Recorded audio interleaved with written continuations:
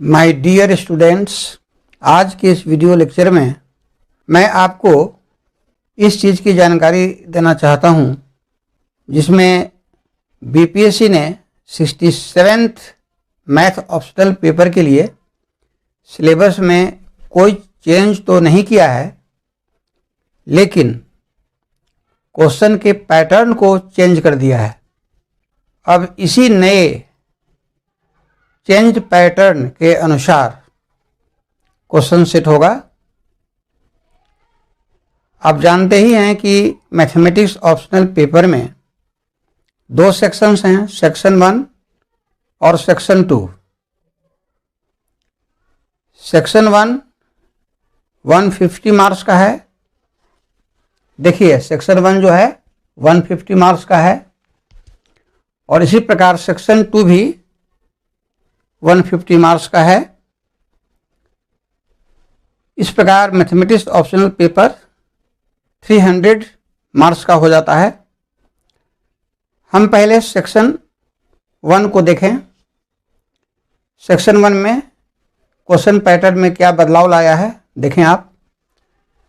तो देखें, सेक्शन 1 में 3 क्वेश्चन सेट होंगे, क्वेश्चन 1, क्वेश्चन 2 और क्वेश्चन 3। पहले सेक्शन 1 में 6 और 7 क्वेश्चंस सेट होते थे, जिसमें कोई 3 क्वेश्चंस के आंसर देने होते थे, लेकिन अब वैसा नहीं है। अब सेक्शन 1 में 3 क्वेश्चंस सेट किए जाएंगे, क्वेश्चन 1, क्वेश्चन 2 और क्वेश्चन 3। क्वेश्चन 1 में शॉर्ट आंसर टाइप के क्वेश्चन पूछे जाएंगे। शॉर्ट आंसर टाइप के क्वेश्चंस पूछे जाएंगे जो 50 मार्क्स के होंगे, समझ गए। और ये short question answers whole syllabus से टेकअप किए जाएंगे। इसलिए अब आप बीपीएससी का होल सिलेबस को ध्यान में रखकर तैयारी करेंगे। मैं आशा करता हूं कि क्वेश्चन नंबर 1 में शॉर्ट आंसर क्वेश्चंस के लिए 3, 4 और 5 और मोर पार्ट्स में डिवाइड करेगा क्वेश्चन सेटर। फॉर एग्जांपल मैं यहाँ बता रहा हूँ, यदि क्वेश्चन सेटर आपको 5 पार्ट्स में डिवाइड करता है, 1, 2, 3, 4, 5, 1, 2, 3, 4, 5, मान लीजिए कि 5 पार्ट्स में इसको डिवाइड किया, तो हर एक पार्ट के लिए 10 मार्क्स रखेगा। तब 10 × 5 = 50 मार्क्स आपका हो जाएगा। तो यह डिपेंड करेगा क्वेश्चन सेटअप के ऊपर। वो 3 पार्ट्स में, 4 पार्ट्स में, 5 पार्ट्स में और इसे और अधिक पार्ट्स में भी डिवाइड करके सेट कर सकता है। अब हम लोग आइए क्वेश्चन नंबर 2 में। क्वेश्चन नंबर 2 में डिस्क्रिप्टिव टाइप के क्वेश्चंस होंगे और वे 50 मार्क्स के होंगे। डिस्क्रिप्टिव का मतलब हुआ कि लॉन्ग टाइप क्वेश्चन। तो लॉन्ग टाइप क्वेश्चंस में क्वेश्चन नंबर 2 के अंदर एक क्वेश्चन सेट होंगे। उस क्वेश्चन में संभवतः 2 पार्ट पहले की तरह रहेंगे, पार्ट ए और part B. Part A 25 marks का होगा, पार्ट बी भी 25 मार्क्स का होगा, ऐसी उम्मीद मैं कर रहा हूं।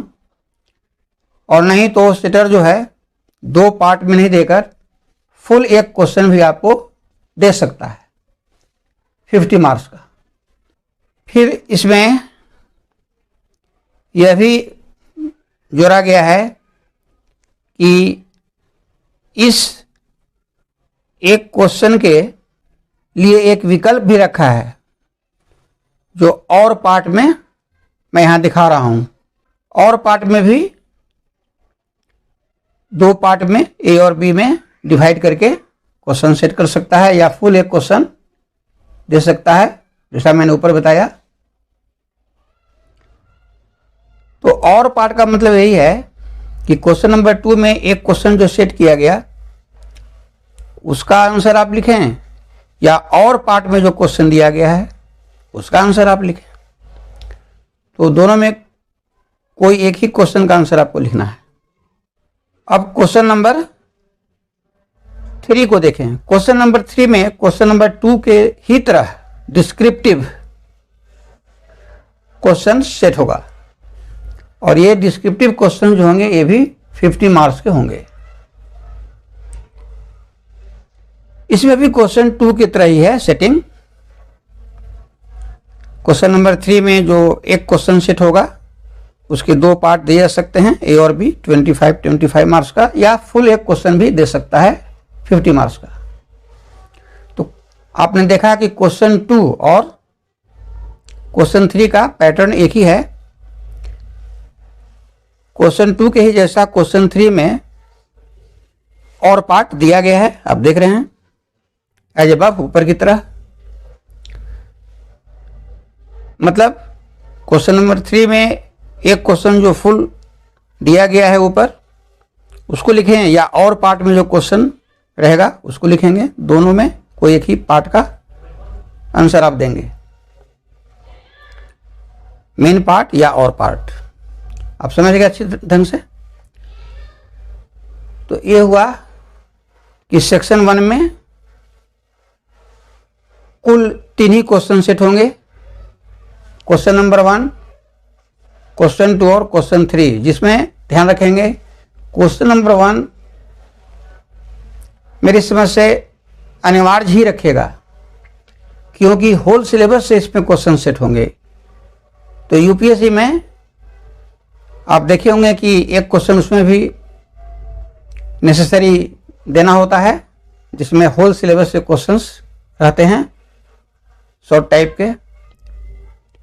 ठीक भाई, पैटर्न बीपीएससी ने भी अपनाया है। और क्वेश्चन 2 एंड क्वेश्चन 3 आपका डिस्क्रिप्टिव होगा, लॉन्ग टाइप का, बस यही है। तो मैं आपको स्पष्ट कर दिया कि नए पैटर्न में क्या चेंज किए गए हैं। अब इसी को ध्यान में रखकर आपको अपने सिलेबस को तैयार करना है। अब आपको सेक्शन 1 में जितने भी टॉपिक सिलेबस में दिए गए हैं सभी टॉपिक्स को आपको स्टडी करना होगा, तभी संभव है कि क्वेश्चन नंबर 1 में शॉर्ट आंसर वाले क्वेश्चंस का आप आंसर दे पाएंगे, नहीं तो संभव नहीं होगा। तो अब थोड़ा आप अपने स्टडी के तरीका को चेंज करें। आप कोशिश करें कि सेक्शन 1 में सिलेबस में जितने भी टॉपिक्स पढ़ने के लिए दिए गए हैं सबको हम टच करें, सबको स्टडी करें, घबराए नहीं। तो सेक्शन 1 में कौन कौन से टॉपिक्स आप पढ़ेंगे इसके विषय में भी मैं आपको बता देता हूं। फर्स्ट टॉपिक है आपका लीनियर अलजेब्रा। इसमें वेक्टर स्पेस, लीनियर ट्रांसफॉर्मेशन और मैट्रिसेज का स्टडी करेंगे। सेकेंड टॉपिक है कैलकुलस। इसमें डिफरेंशियल कैलकुलस और इंटीग्रल कैलकुलस के लेसन्स को आप तैयार करेंगे। इसके बाद है analytical geometry of 2 dimension and 3 dimension. 2 dimension means coordinate geometry, 3 dimension means solid geometry. 2 dimension और 3 डायमेंशन के अलावा इसमें एक डिफरेंशियल ज्योमेट्री भी है, जिसके टॉपिक्स हैं curves in space, curvature and torsion, Serret Frenet's formula. ये भी बहुत इंपॉर्टेंट है, हमेशा ऐसे क्वेश्चंस पूछे जाते रहे हैं, पूछे जाएंगे। इसके बाद आप पढ़ेंगे डिफरेंशियल इक्वेशन। इसमें ऑर्डिनरी डिफरेंशियल इक्वेशन सेक्शन 1 में है। यहाँ पर मैं आपको ध्यान दिला देता हूँ, डिफरेंशियल इक्वेशन का एक पार्ट होता है पार्शियल डिफरेंशियल इक्वेशन, जो सेक्शन 2 में पढ़ना है, आगे मैं बताऊंगा। डिफरेंशियल इक्वेशन के बाद वेक्टर एनालिसिस है। वेक्टर एनालिसिस में भी दो पार्ट है, एक वेक्टर अलजेब्रा और दूसरा वेक्टर कैलकुलस। वेक्टर अलजेब्रा में मुख्य रूप से आप पढ़ लेंगे प्रोडक्ट्स ऑफ 3 और 4 वेक्टर्स। प्रोडक्ट में स्केलर प्रोडक्ट और वेक्टर प्रोडक्ट दोनों का आपको स्टडी करना है, 3 वेक्टर्स और 4 वेक्टर्स के लिए। इसके बाद इसमें वेक्टर कैलकुलस आता है। वेक्टर कैलकुलस में differentiation of vectors, gradient divergence and curl of vectors और वेक्टर इंटीग्रेशन का स्टडी आप करेंगे। वेक्टर एनालिसिस के बाद टेंसर एनालिसिस आता है। टेंसर एनालिसिस के जो चैप्टर्स हैं वो सब आपको पढ़ना पड़ेगा। फिर इसके बाद स्टैटिक्स है, उसके बाद डायनेमिक्स है, उसके बाद हाइड्रोस्टैटिक्स है। तो स्टैटिक्स, डायनेमिक्स और हाइड्रोस्टैटिक्स ये अप्लाइड मैथमेटिक्स के अंदर आता है। पहले तो लोग इसको छोड़ दिया करते थे, लीनियर अलजेब्रा से टेंसर एनालिसिस तक पढ़ते थे और क्वेश्चन सब पकड़ा जाता था। लेकिन अब तो होल सिलेबस का स्टडी आपको करना है सेक्शन 1 में, इसलिए आपको स्टैटिक्स, डायनेमिक्स और हाइड्रोस्टैटिक्स ये 3 जो अप्लाइड मैथमेटिक्स के पार्ट्स हैं इसका भी सिलेबस के अनुसार आपको स्टडी करना पड़ेगा।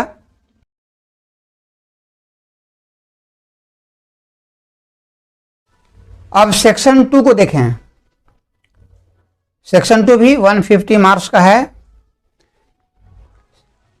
तो सेक्शन 1 की तरह ही सेक्शन 2 में भी 3 क्वेश्चंस सेट किए जाएंगे। क्वेश्चन नंबर 4, देखिए क्वेश्चन नंबर 5 और क्वेश्चन नंबर 6। सेक्शन 1 में मैंने आपको बताया 3 questions, question number 1, question number 2 and question number 3। और सेक्शन 2 में ध्यान देंगे 3 क्वेश्चंस है, क्वेश्चन नंबर 4, क्वेश्चन नंबर 5 और क्वेश्चन नंबर 6। क्वेश्चन नंबर 5 में शॉर्ट आंसर टाइप के क्वेश्चन होंगे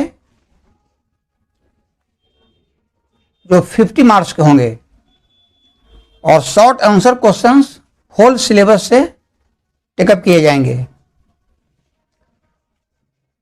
इसके लिए आपको होल सिलेबस स्टडी करना है। तो मैं ऐसा करता हूं कि क्वेश्चन नंबर 4 में भी 3, 4 और 5 और मोर पार्ट्स क्वेश्चन सेटर दे सकता है। फॉर एग्जाम्पल मैं यहाँ दिखा रहा हूँ, यदि 5 पार्ट्स में इसको डिवाइड करता है 1, 2, 3, 4 एंड 5, तो हर एक पार्ट 10 मार्क्स का होगा। तब 10 इंटू 5 50 मार्क्स का हो गया। अब क्वेश्चन नंबर 5 को देखें। क्वेश्चन नंबर 5 में डिस्क्रिप्टिव क्वेश्चन सेट किए जाएंगे जो 50 मार्क्स का होगा। डिस्क्रिप्टिव क्वेश्चन का मतलब हुआ लॉन्ग टाइप क्वेश्चन, जैसे पहले आता रहा है। तो ध्यान देंगे क्वेश्चन नंबर 5 में जो एक क्वेश्चन सेट होगा, मैं उम्मीद करता हूं कि उसमें 2 पार्ट्स दिए जाएंगे, पार्ट ए और part B. Part A 25 marks और पार्ट बी भी 25 मार्क्स का होगा। या सेटर ऐसा भी कर सकता है, 2 पार्ट ए बी में नहीं देकर फुल एक क्वेश्चन भी सेट कर सकता है 50 मार्क्स का। यह सेटर पर डिपेंड करेगा। क्वेश्चन नंबर 5 में इस क्वेश्चन के साथ साथ एक और पार्ट में एक ऑल्टरनेटिव क्वेश्चन आपको देगा। इसमें भी उम्मीद है कि वही पैटर्न रखेगा, 2 पार्ट में ए और बी में डिवाइड करेगा। दोनों पार्ट 25 मार्क्स के होंगे। या सेटर फुल एक क्वेश्चन भी सेट कर सकता है, 25 मार्क्स का होगा।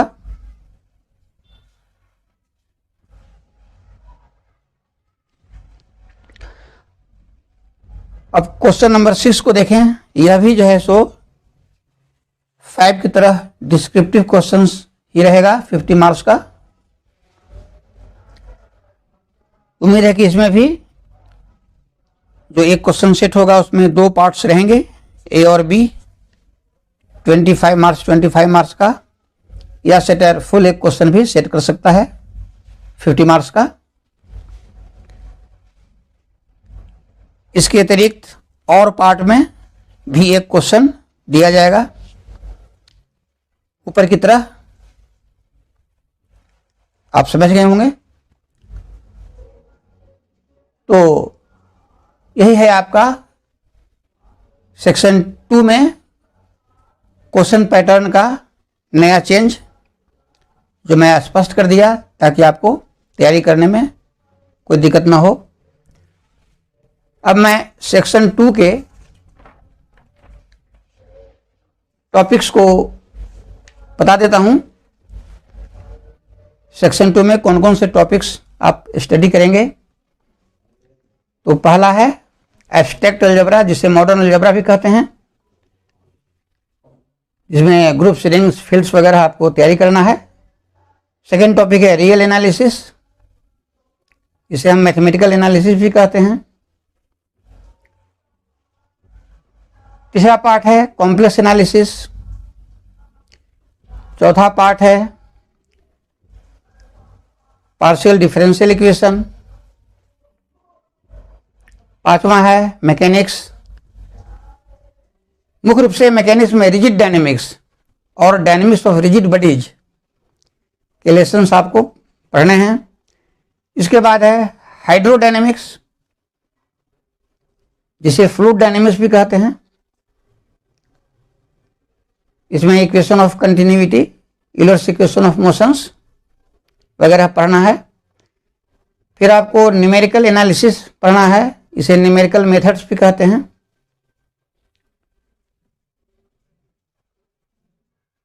न्यूमेरिकल एनालिसिस के बाद आप प्रोबेबिलिटी एंड स्टैटिस्टिक्स का स्टडी करेंगे। प्रोबेबिलिटी एंड स्टैटिस्टिक्स में भी 3 पार्ट्स हैं। फर्स्ट पार्ट में है स्टैटिस्टिकल मेथड्स, सेकेंड पार्ट में है प्रोबेबिलिटी और थर्ड पार्ट में है प्रोबेबिलिटी डिस्ट्रीब्यूशन। प्रोबेबिलिटी डिस्ट्रीब्यूशन में मुख्य रूप से binomial distribution, Poisson distribution and normal distribution आता है, आप सिलेबस में देखेंगे। लास्ट में है ऑपरेशनल रिसर्च। ऑपरेशनल रिसर्च में मैथमेटिकल प्रोग्रामिंग आपको पढ़ना है, जिसे लीनियर प्रोग्रामिंग प्रॉब्लम भी कहते हैं। इसमें ग्राफिकल मेथड, सिंपलेक्स मेथड वगैरह आपको तैयार करना है। इसके बाद है थ्योरी ऑफ क्यूज, इसी में रिप्लेसमेंट मॉडल्स भी आता है। तो ये सारे लेसन्स को मैं जिक्र कर दिया। तो पहले तो आप सेक्शन 2 में मुख्य रूप से एब्स्ट्रैक्ट अलजेब्रा से लेकर न्यूमेरिकल एनालिसिस तक स्टडी करते थे, जिसमें abstract algebra, real analysis, complex analysis, partial differential equation और न्यूमेरिकल एनालिसिस को ही आप तैयार करते थे। इसमें आप मैकेनिक्स पार्ट, रिजिड डायनेमिक्स और हाइड्रोडायनेमिक्स को तो करीब करीब छोड़ ही देते होंगे, लेकिन अब आपको पढ़ लेना है मैकेनिक्स में रिजिड डायनेमिक्स। इसमें generalized coordinates, Lagrange's equations of motions वगैरह पढ़ने के लिए आप सिलेबस देखेंगे। हाइड्रोडायनेमिक्स में equation of continuity, Bernoulli's equation, Euler's equations वगैरह पढ़ने के लिए है, सोर्सेस, सिंक्स वगैरह तो आप देखेंगे। तो मैं संक्षेप में बता देता हूं कि सेक्शन 2 में एब्स्ट्रैक्ट अलजेब्रा से लेकर ऑपरेशनल रिसर्च में जितने भी टॉपिक्स का मैं जो जिक्र किया, इस सभी टॉपिक्स को पढ़ने का ख्याल करेंगे। और हर बार नहीं, पेशेंस से काम लें। हालांकि बीपीएससी ने ये जो क्वेश्चन पैटर्न में नया जो चेंज लाया है, इसको पहले इन्फॉर्मेशन देना चाहिए था, लेकिन 67 के एस्पिरेंट्स के लिए सडनली चेंज कर दिया है। तो ठीक है, आपको जो सिलेबस में जो नया चेंज किया गया है क्वेश्चन पैटर्न का, इसको ध्यान में रखते हुए आप सेक्शन 1 और सेक्शन 2 के होल सिलेबस के सभी टॉपिक्स को पढ़ने का ख्याल करेंगे।